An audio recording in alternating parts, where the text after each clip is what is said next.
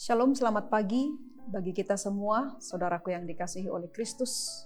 Kita bertemu kembali dalam renungan harian pada hari ini, Kamis 14 September 2023. Sebelum kita mengawali seluruh aktivitas kita dalam satu hari ini, mari bersama-sama untuk mendengarkan firman Tuhan, supaya kita dikuatkan dan diterangi dalam melanjutkan atau menjalankan kehidupan kita dalam satu hari ini. Mari kita angkat pujian bagi Tuhan, kita bernyanyi.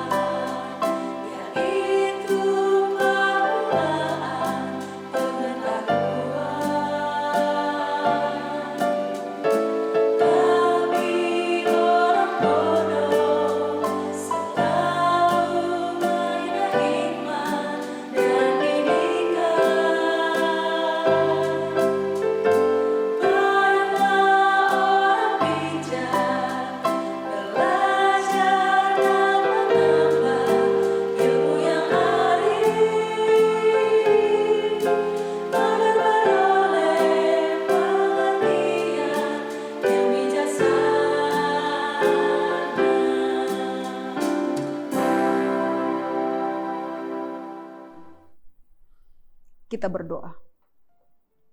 Segala puji dan syukur kami persembahkan hanya kepadamu, Tuhan Allah Bapa kami di surga, yang senantiasa mencurahkan kasih-Mu dan berkat Tuhan dalam kehidupan kami.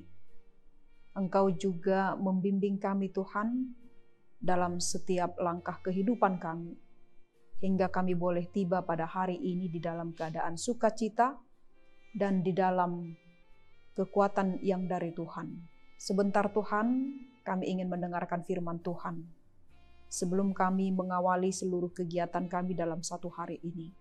Kiranya berkati firman-Mu dalam kehidupan kami, supaya kami dituntun untuk boleh berjalan di dalam kehendak Tuhan. Terpujilah Engkau Tuhan, hanya di dalam nama anak-Mu Yesus Kristus kami berdoa.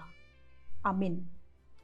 Saudaraku yang dikasihi oleh Kristus, firman Tuhan untuk kita pada hari ini tertulis dari Injil Lukas pasal 12 ayat yang ke-15.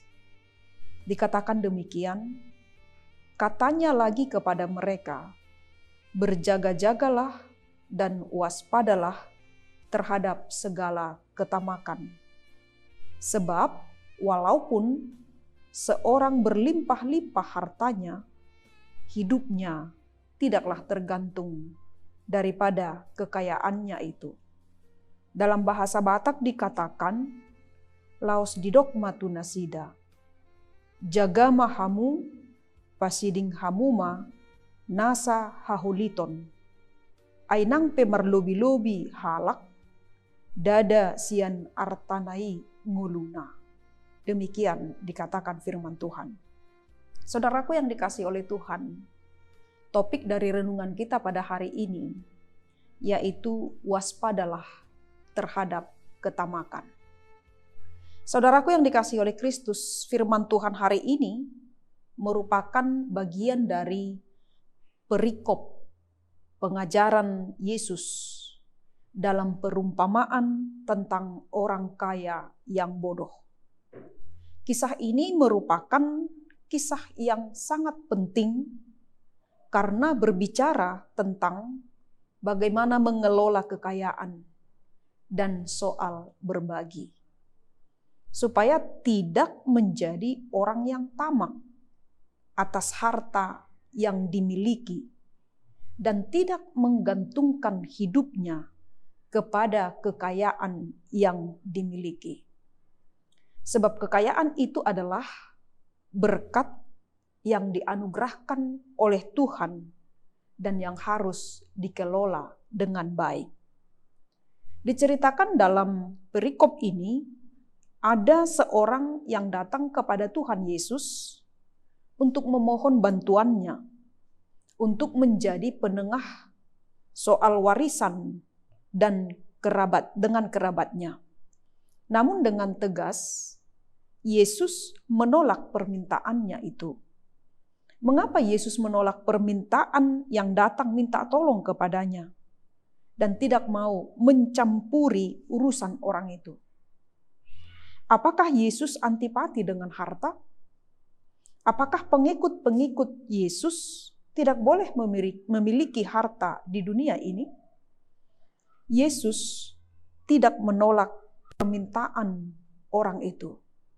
Tetapi sangat kecil sekali kemungkinan bagi orang Yahudi melakukan monopoli atas suatu warisan. Atau sama sekali tidak mendapatkan warisan, kecuali orang Yahudi dari suku Lewi.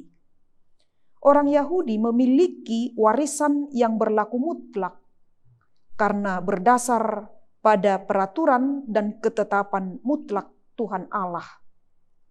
Kalau kita baca dalam Bilangan 36 ayat 8, setiap orang Israel pasti mendapat warisan dari milik pusaka kaum keluarganya. Dalam hal itu, Bapak, Ibu, Saudara yang dikasihi oleh Kristus, Yesus ingin menyingkap tabir hati manusia di balik suatu permohonannya itu. Yesus mengetahui apa yang melatar belakangi permohonannya itu, yaitu ketamakan, kerakusan. Sehingga dengan keras, Yesus memperingatkan orang itu dan juga orang-orang yang hadir di sana untuk berjaga-jaga dan waspada terhadap segala ketamakan. Sebab walaupun seseorang berlimpah-limpah hartanya, hidupnya tidaklah tergantung daripada kekayaannya itu. Yesus tidak menyuruh orang itu pergi dengan begitu saja dan pulang dengan tangan hampa. Yesus membekali orang itu dan juga semua orang yang datang mendengarkan pengajarannya dengan ajaran hidup untuk menjadi kaya di hadapan Allah dan tidak mengubur diri dengan harta. Saudara yang dikasihi oleh Kristus, ketamakan termasuk sebuah godaan yang sudah berusia cukup tua dalam kehidupan manusia. Lewat daya pikatnya yang luar biasa, yang menggoda hati manusia yang tidak mudah puas. Ketamakan akan harta juga sering kali menjadi penyebab retak atau pecahnya sebuah keluarga besar. Betapa ironisnya ketika sebuah warisan yang ditinggalkan oleh orang tua yang seharusnya disyukuri dan menjadi perekat di tengah-tengah keluarga justru menjadi sumber pertikaian yang tidak jarang sampai berujung maut. Tuhan Yesus tidak pernah melarang pengikut-pengikutnya menjadi orang kaya. Yesus hanya tidak mau kekayaan itu sampai mencelakakan diri mereka. Kekayaan itu hendaklah dipakai untuk menemukan arti kehidupan. Kesalahan terbesar dalam memahami berkat Tuhan adalah mengira bahwa berkat yang diberikan oleh Tuhan adalah semata-mata untuk kepentingan orang itu sendiri. Kita harus mengimani bahwa berkat Tuhanlah yang menjadikan kita kaya. Dan ketika Tuhan mengaruniakan berkat-Nya kepada kita, di sana juga Tuhan menitipkan kepada kita bagian orang lain. Tuhan memberkati kita agar kita juga menjadi saluran berkat bagi orang lain. Saudaraku yang dikasihi oleh Kristus, orang yang kaya di hadapan Tuhan itu tidak bergantung seberapa banyak harta benda yang dimilikinya. Tetapi orang yang kaya di hadapan Tuhan adalah yang menggantungkan hidupnya hanya kepada sumber kekayaan itu sendiri, si pemberi berkat itu di dalam hidupnya.